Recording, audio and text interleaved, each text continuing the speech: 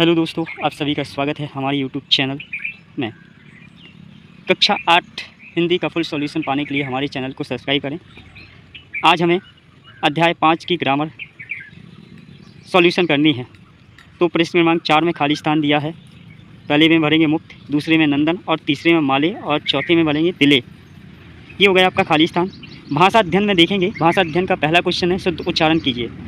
तो शुद्ध उच्चारण पहला है निमंत्रण, दूसरा सिद्धांत, तीसरा अनुष्ठान, चौथा तिलांजलि, पांचवा कृत कृत्य, छठा कंठस्थ, सातवां साष्टांग, आठवां कृतार्थ।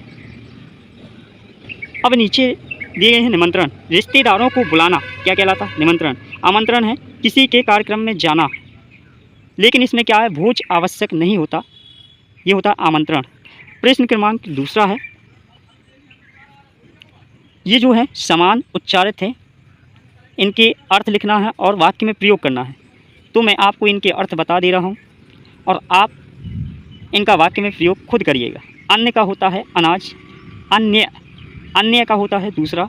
आदि का होता आरंभ, शुरू या प्रारंभ। आदि का होता अभ्यस्त, जिसे लत पड़ गई हो। उपकार का होता भलाई, अपकार का होता बुराई। अनल का होता अग्नि या आग, अनिल का होता वायु, पवन या हवा। अकथ का होता है जो कहा ना जा सके, और अथक, अथक का होता है ना थकने वाला।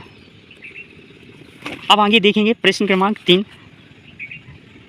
प्रश्न क्रमांक 3 में है कि निम्नलिखित मुहावरे कहावतों का अपने वाक्य में प्रयोग कीजिए। तो मैं वाक्य में प्रयोग करके बता रहा हूँ जो मुहावरे या कहावतें हैं। यथा नाम तथा गुण। यथा नाम तथा गुण का मतलब है कि जैसा नाम होना चाहिए वैसे ही आपके काम होना चाहिए।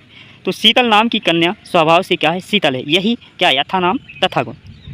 दूसरा है माले मुक्त दिले बेरहम। मुफ्त का पैसा अंधाधुंध खर्च करना।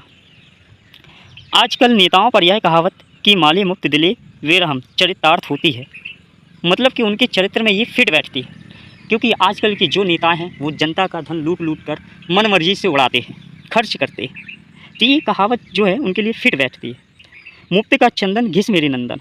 तीसरा, बिना धन खर्च किए खाद्य वस्तु प्राप्त करने वाले लोग मुफ्त का चंदन घिस मेरे नंदन के अनुसार खूब खाते। आजकल कुछ ऐसे लोग होते हैं जो खर्च करना नहीं चाहते, लेकिन क्या है, बहुत कुछ खाना चाहते हैं या करना चाहते हैं। धरना देना का मतलब होता है बार बार कहना या अपनी मांगों के लिए समर्थन करना, ये भी कह सकते हैं। नब्ज टटोलना, नब्ज पाना।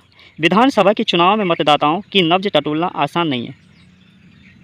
अब आगे है टोह में रहना, तलाश में रहना। जंगली जानवर दिन छिपते। दिन छिपना का मतलब होता है यहाँ पर रात होती है, अपनी शिकार की टोह में रहते हैं। अब आगे क्वेश्चन देखेंगे।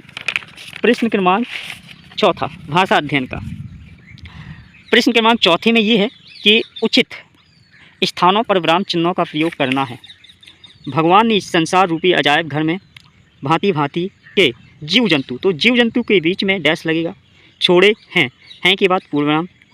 कुछ काले कौमा, कुछ गोरे कौमा लगाएंगे, कुछ सुंदर कौमा लगाएंगे, कुछ असुंदर कौमा लगाएंगे। भोले व जल्लाद अलग अलग, अलग अलग के बीच में डैश लगा हुआ है। स्वभाव कौमा लगाएंगे, अलग अलग चाल डैश लगाएंगे। ढाल, मेरे पड़ोस में एक सज्जन रहते हैं कौमा लगाएंगे, नाम है उनका मुक्तानंद जी। जी के बाद आप पूर्ण विराम लगाएंगे। मैंने नहीं लगाया तो आप लगा सकते हैं। प्रश्न क्रमांक 6 है, निम्न शब्दों के हिंदी रूप लिखिए। अजनबी, अजनबी का होता है जिसे हम जानते नहीं, उसी को हम एक शब्द में कह देते हैं अपरिचित। खुशामद, चापलूसी या चाटुकारी बोल सकते हैं। नब्ज यानी नाड़ी। सलामत, ठीक या स्वस्थ। दावत यानी भोज। बेरहम, निर्दयी। अखबार, समाचार। रोजाना, प्रतिदिन। और नुकसान, हानि। सर्वनामिक विशेषण क्या होते हैं, मैं अपनी भाषा में आपको बता दूं कि वे सर्वनाम जो संज्ञा के पहले यूज किए जाते हैं, यूज यानी उपयोग होते हैं। वे सर्वनाम जो संज्ञा के पहले आते हैं वे क्या कहलाते हैं, सर्वनामिक विशेषण कहलाते हैं। यही आपकी परिभाषा है। अब आप देखिए सर्वनाम का प्रयोग विशेषण रूप में, मतलब कुछ सर्वनाम आपको लेना है, वो बताइए विशेषण बनाना है। तो देखिए मोहल्ले, मोहल्ले में पहला उदाहरण है। मोहल्ले में कौन कौन लोग अखबार में मंगाते हैं, अखबार मंगाते हैं। तो कौन कौन है, ये प्रश्नवाचक सर्वनाम। तो ये सर्वनाम विशेषण कैसे हो गया? क्योंकि इसके बाद मतलब कि लोग जो है वो एक संज्ञा है और संज्ञा के पहले क्या आए हैं? सर्वनाम। तो यही क्या हो गए? सर्वनाम विशेषण। प्रत्येक मनुष्य को अपने ज्ञानवर्धन के लिए समाचार पत्र पढ़ना चाहिए।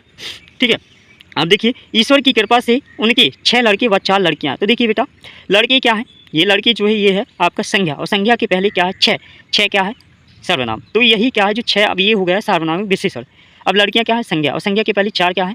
ये क्या है? सर्वनाम। और यही सर्वनाम क्या हो गया? सर्वनामिक विशेषण। क्यों हो गया? क्योंकि संज्ञा के पहले क्या है? सर्वनाम। तो ये चीज़ है।